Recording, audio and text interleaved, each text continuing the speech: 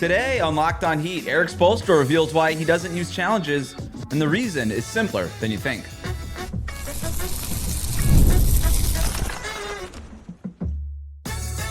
You are Locked On Heat, your daily Miami Heat podcast, part of the Locked On Podcast Network, your team every day.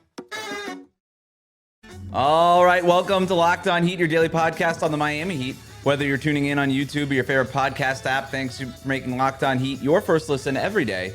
I'm Wes Goldberg. I have a great pregame show for you today. We're going to talk about how the Heat can bounce back and get a win against the Hawks tonight, and the big reason why this game matters. But first, we want to remind you that the next Locked On Heat watch party is this Friday at the Taurus in Coconut Grove for the Heat's game against the Pacers. Tip-off is at 8 p.m., but come earlier. Come watch the game with us. Hang out. Take advantage of the extended happy hour, signature cocktails, great food, talk with me and David Ramil. Hopefully, watch a Heat win. We are looking forward to seeing you all there. Before we get to tonight's game, Erik Spoelstra revealed why he doesn't use challenges. And the reason is simpler than you think, even though you may not agree with it. Before we get into that, though, some of the stats gathered by the Sporting News, a story that came out Wednesday morning. Erik Spoelstra has used just 10 coaches' challenges all season. The fewest among coaches in the league by far.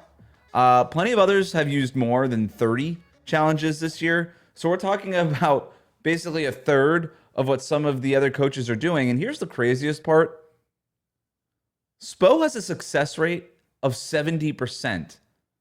One of the best marks in the league. When Erik Spoelstra challenges a play, he tends to get it right, and that's got to be maddening for Heat fans who have been wondering and clamoring why Erik Spoelstra doesn't use more of these challenges. Now, do I think that the season looks materially different if Spo challenged a few different calls here and there? I don't know. Maybe not to this point, right? Like Erik Spoelstra challenging calls late in games early in the year, and we could think of a handful of occasions where that was the case. That doesn't make Jimmy Butler stay in Miami, right? Now, but I will say this. By the end of the year, when you look at the standings, a couple of games could end up mattering. We're going to talk about why that's going to be the case a little bit later on in today's pregame show. But the fact that he doesn't use these challenges has been maddening because he's got the success rate. And maybe you could say, well, he's only challenging a few, and he's only doing it when he's really sure that he can win the challenge, and that's why he's not challenging as much, and maybe that's why his success rate is so high. I would push back and say, well, that still shows that he's got an eye for when he can win these challenges. And even if you're not winning him at a 70% clip, winning him at above a 50% clip, that's still a good mark. So I can't really think of a reason why Erik Spoelstra wouldn't be using these challenges. He's good at them. There's been plenty of occasions where he's supposed to use them, should have used them, and didn't, chose not to. And so here's what Erik Spoelstra told the Sporting News. Quote, I know our numbers are lower than other teams. Every call is like, and then he twirls his finger to mimic a challenge. I understand the competition committee adding this, but I think it also just looks ridiculous every single play. The players are looking at the bench, making the challenge motion. It's distracting, end quote. I mean, you could just read this quote, okay? You read this quote, it jumps off you can feel Erik Spoelstra rolling his eyes while having this discussion. There is clearly like a disdain for the coach's challenge. He hates it. He freaking hates it. He's making fun of the twirly finger motion, which is, to his point, ridiculous. And it is crazy when you watch these players across the league. Every time that they disagree with the call, they're looking at the bench and being like, challenge it, challenge it. And so maybe Erik Spoelstra just came to the decision and says, I just don't want to deal with this anymore. I just hate it so much that I'm not going to use this thing, even in a crucial moment of the game. And it sounds like that's where he's at. And to be honest, I could see where Spo is coming from. But he's wrong for one key reason. Okay, but here's why I do agree with him. The coach's challenge, it ruins the game. It ruins the game. It pauses the game at random moments. Players are always twirling their finger at every foul or out of bounds call. First quarter, second quarter, third quarter, fourth quarter, doesn't matter. Fans are always wondering whether or not a coach should challenge this play now or do it later, and whether or not this thing, and then it goes to review. And at the end of the day, what it does, the coach's challenge, it puts more attention on the referees and less on the players. And that's not good business for the NBA. And so I despise the coach's challenge. I think it ruins the game. It pauses the game. And I have yet to see any evidence that suggests that having the coach's challenge materially impacts the result of the regular season. Maybe it swings a game here or there. You could even argue to me like, oh, it would have changed this seeding and maybe this matchup in the playoffs and it's a little bit different. But like, okay, if you don't have coaches challenges last season, did the Celtics not win the championship? No. If you don't have a coaches challenge when the Warriors are during their dynasty, are the Warriors still a dynasty? Of course they are. Like I haven't seen any evidence that suggests that this actually changes things where like the challenge flag in the NFL, that changes things, right? Like these 1 games when you're challenging whether or not something is a catch or not, like that has materially impacted the NFL and the results of who wins the championship in the end of the season in that sport. But I have no indication whatsoever, and I have seen zero evidence to suggest that having a coach's challenge in the NBA changes at all the result of the season, the end result of the season. So that's my issue with the coach's challenge. And if Spo agrees with me on that, then I see where he's coming from. I also see where Spo is coming from in terms of it being a distraction. If I'm a head coach, I don't want my players complaining to the refs the entire game, after every call, looking to the bench, doing the twirling finger motion, wanting a challenge, and then that becomes, now you have to play politics. Do I listen to my star player? Do I not? Do I listen to the rookie? Do I not? All these things. I understand him just being like, I don't want to do that anymore. I don't want to deal with it. And he would rather, instead of focusing on finger twirls and looking at the bench and arguing with the refs, he just wants them to focus on what's happening on the court. So as a coach, I would understand that. I really do. I get that. Here's where the logic falls apart for me, though. I think you could still have all of that, but just reserve your challenge for the final 2 minutes of every game. You could still have all of it. You could say, nope, we're not complaining to the refs. Don't look at the bench. Don't finger twirl at me. I'm not going to do any of it. And if Erik Spoelstra were to come out this year and just and never use the challenge, and even if it was the most obvious thing ever, and just be like, look, it's the first 3 quarters. I don't care. This one possession isn't going to change the game. I want to protect my challenge for the end of the game. That's when I want to use my challenges. I'm not going to waste them in the beginning of the game. And so if he just came out and told his team in training camp, look, don't finger twirl at me. We have a rule around here. No challenges in the first 3 quarters. I'd be okay with that. What do I care about an out of bounds call in the second quarter? It doesn't matter. There's plenty of time to make up for that stuff.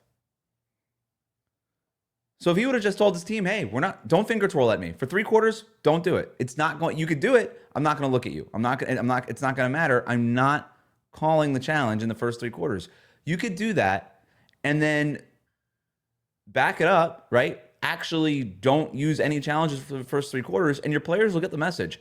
I'm not going to waste my time finger twirling. I'm going to just get back on defense. You could still do all of that.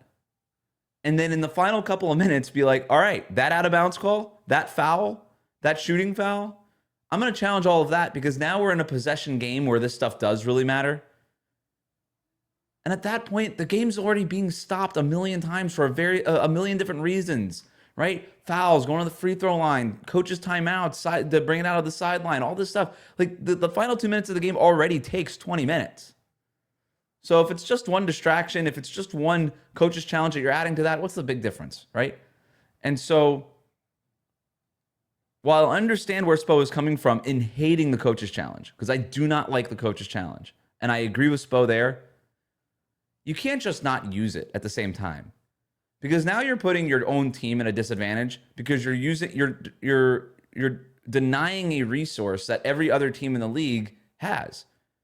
And based on this data from the Sporting News, every other team in the league is using this resource more than you are. So you're putting yourself at a disadvantage before the tip-off of every game if you've kind of made the decision that Spo has made and saying that we're just not going to use it. We're just not going to use it. Here's the craziest part about everything I just said. That is exactly what Erik Spoelstra has been doing for the last few years.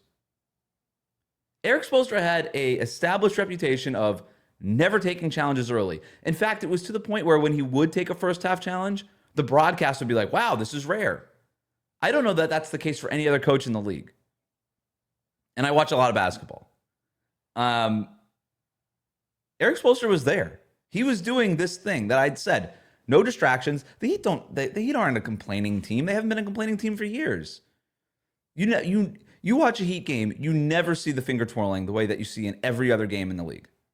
And that's been the case for years, not just this season when Spo has apparently made this judgment. And so he has already been doing it the way that he should be doing it. And then this year, where again, the way he should be doing it, no challenges early in the game, fourth quarter, crunch time, I'll reserve my challenges for then. That's, to me, is the right way to do it. Spo had been doing that for the last couple of years. His success rate on challenges has always been good, as far as I can remember.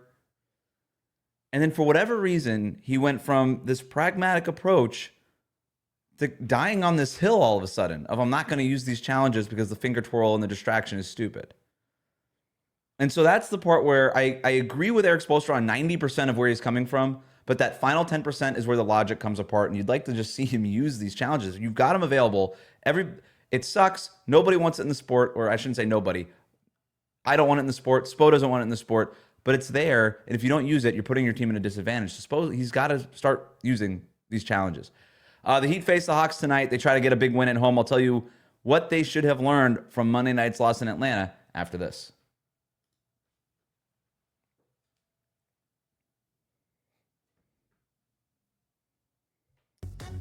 Thanks for making Locked On Heat your first listen every day. Your favorite NBA team is a free daily newsletter. Introducing the Locked On Heat newsletter, one stop for ultimate Heat and league coverage with local analysis and amazing writing from Katie Heindel, Mike Shearer, and Locked On Fantasy Basketball tips from Josh Lloyd. Sign up for free now at LockedOnDaily.com. Injury news really quick. Bam Adebayo, questionable with a calf contusion. That could really hurt the Heat in this game. Clint Capella and Onyeka Okongwu, they were really good for the Hawks in Monday's win, or in Monday's loss, rather. The Hawks win. Kel'el Ware, as impressive as he's been in moments this season, I don't think he's ready to handle all the big man duties that are going to be on his plate if Bam doesn't play. So, look, if Bam doesn't play, maybe experiment going small for some portions of this game. Kevin Love will be back. He's missed the last few games because of personal reasons. The Heat are back at home. Kevin Love obviously was not on the road with them. He's back with the team. I don't know how much Kevin Love you actually want to see in this game. Maybe we see a little bit if Bam can't play. But I would go small. I would experiment with going small for portions of this game. Start Ware, but then go to Haywood Highsmith or Kyle Anderson at the 5. Get shooting on the floor. Try to juice that offense. I couldn't buy a bucket on Monday night. Watching Lakers Mavericks on Tuesday night, the Mavericks are running Kessler Edwards at the 5. The Lakers have Rui Hachimura at the 5. It can work. And I know Heat fans always complain, Spo loves going small. He loves going small. He doesn't really love going small. Like, you rarely see him go small to the degree that some of these other teams go small. Again, you don't see him putting a Kessler Edwards type of player at the 5. He's always going to try to have a center on the court. Whether it was Kevin Love or Thomas Bryant in the past, backing up Bam Adebayo, he's always kind of wanted to have at least one big man on the floor. But in this game, look, Capella, Okongwu, they had solid games on Monday. I'm not worried about them. I'm not worried about them beating me. Put Highsmith out there. Put Kyle Anderson. Kyle Anderson's 6'9". He's big. He's strong. He could play the 5. Heck, put Wiggins there. He's stronger than he looks. I don't know. I'd experiment with, especially considering that they shot 17% from three-point range the other night. Get your best shooters on the floor. Play small. Try to spread it out. Push the pace. Something that David and I talked about after that Hawks win. After that Hawks loss was, how can we juice this offense? And one of my solutions was, this team is never going to be efficient on a per possession basis this year with the personnel that they have. So you got to ramp up the pace, increase the amount of possessions per game, use that variance profile to your advantage, right? Like, try to increase the variance of these games. This team has good shooters, despite Monday night's result. Like, there's good shooters on this team. Get up a bunch of threes. Get up 45 3-pointers a game. I think that's sort of what this team needs to do to juice the offense a little bit. Going back to Kel'el Ware here, the Hawks were prepared for the lob. We saw them break up that Kel'el Ware lob a couple times in the opening minutes of Monday night's game. I'm watching to see what Miami does with that. They like to try to get Ware started early, but if the Hawks have scouted this out, if they're prepared for it, as obviously they were on Monday, what's the counter? And what does Erik Spoelstra come up with? How else can we get? Instead of a high pick and roll, can we do something with a side pick and roll? Is there something else where Ware is initiating the play on a dribble handoff and then rolling to the rim? Is there cuts that we can get? Maybe baseline dunker spot stuff for Kel'el Ware. something different that the Hawks don't see coming. There's a good opportunity. It feels like the Kel'el Ware lob has been mitigated a little bit, where I thought it was Miami's most reliable source of offense for a couple of weeks there. Hasn't been the case the last couple of games. This is the time for Erik Spoelstra to go back to the drawing board, find a counter, and get to it. So I'm watching to see how Spo experiments with Kel'el Ware, trying to get him more involved around the basket a little bit in this game. If Bam does play, because he's just questionable and Bam has played through injuries before, so to me, it's 50-50 whether he plays or not. If he does play, I want to see them get back to more of those dribble handoffs, make Trae Young fight around those screens, like really attack him.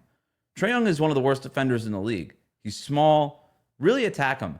I thought Andrew Wiggins, of all people, did a really good job in attacking Trae Young every time he was in front of him. I went back and watched that game. Wiggins basically, when Young was in front of him, whether it was in semi-transition or he got the switch or whatever it was, he just went to work. Wasn't even looking to pass the ball, and I love that. Could we get our first big Andrew Wiggins game tonight at 20-something points Monday? Could we get like a 30-point game from Andrew Wiggins tonight? I think that might be out there. The Heat need to watch Dyson Daniels. I said it before the Monday's game. He's going to be draped all over Tyler Hero. Hero went 0 for 9 shooting from three-point range. They ran him off the line. Those 9 shots were tough looks, step backs, really deep threes, right? Like they're not giving up the threes at the arc. They're giving up those threes that are 29, 28 feet out. Those are really tough looks, even for Tyler Hero, especially if he's taking them. Basically, it was like half his shot diet in that game where step backs are really deep threes. So they're basically giving up those really tough looks. They're running him off the line when he does kind of get a toe near the arc.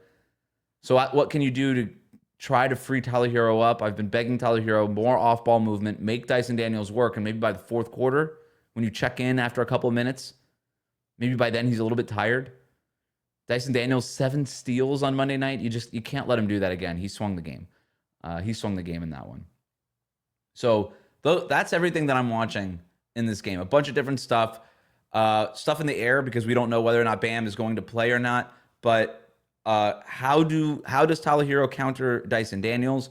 If Bam does play, can you get him more involved as a screen setter high up, dribble handoffs, things to free up Tyler Hero and also Duncan Robinson, right? Can you get him some better looks? He just took really tough three-pointers in that game. He could not find any airspace.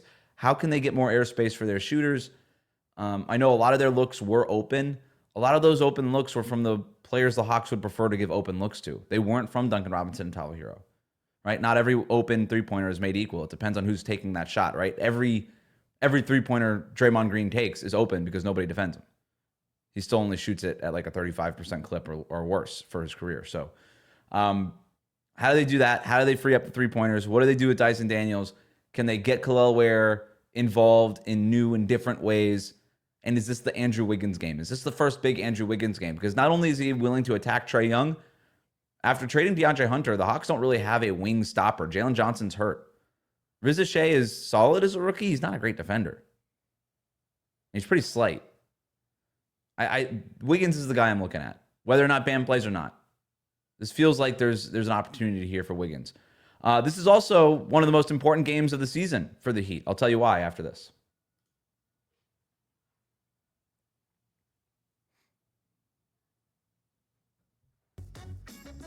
Thanks for making Locked On Heat your first listen every day. Like and subscribe on YouTube. Follow us on your favorite podcast app. David and I will be back after tonight's game with our post-game reactions, and hopefully we'll be handing out some credit cookies because it's been a long time. These credit cookies are getting stale.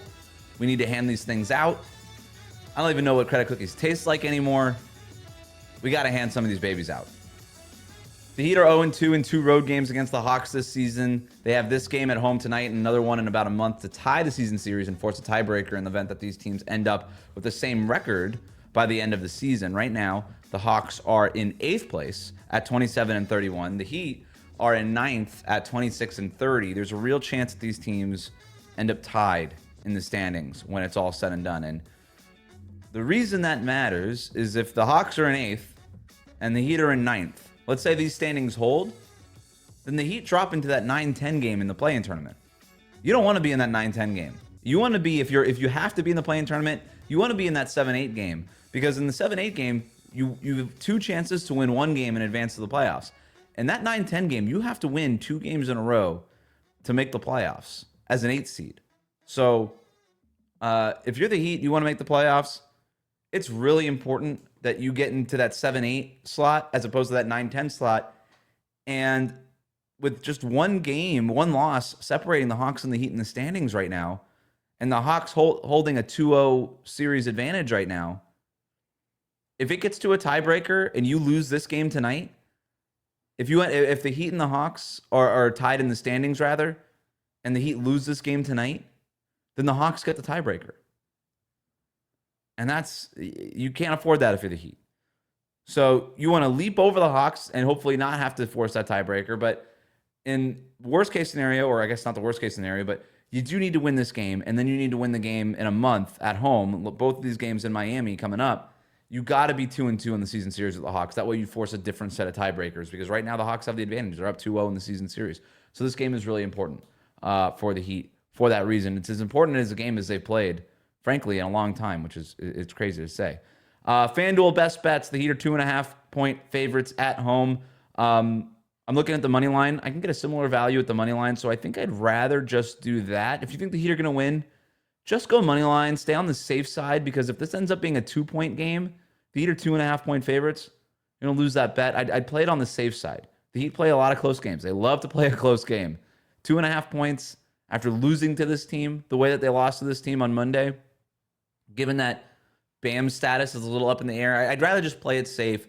You get similar value on that money line. Give me the money line if you're going to play. If you're going to bet on the Heat to win, go money line. Avoid the spread. FanDuel loves to do a popular same game parlay. This one is a 6-leg same game parlay. Trae Young, over 40.5 points, rebounds, and assists. Dyson Daniels, over 24.5 points, rebounds, and assists. Onyeka Okongwu, over 25.5 points, rebounds, and assists. Tyler Hero, over 39.5 points, rebounds, and assists. Andrew Wiggins, over 28.5 points, rebounds, and assists. Bam Adebayo, over 33.5 points, rebounds, and assists. I love this if I could take the under on all this stuff. I think you have a better chance on all of this coming under. Trae Young has not scored well against the Heat. 40.5 points, rebounds, and assists. If he goes for 11 points, then he needs to make up 30 rebounds and assists. I don't see that happening. Dyson Daniels, we're not including steals in this. He could score 10 points. Is he getting me 7 rebounds and 7 assists on top of that? I don't know. Probably not. You need more than that. Okongwu, he's hit or miss. I don't know. I don't feel like he's not a player that I'd be super psyched to bet on. Tyler Hero, he's struggled. He went 0 for 9 from three-point range.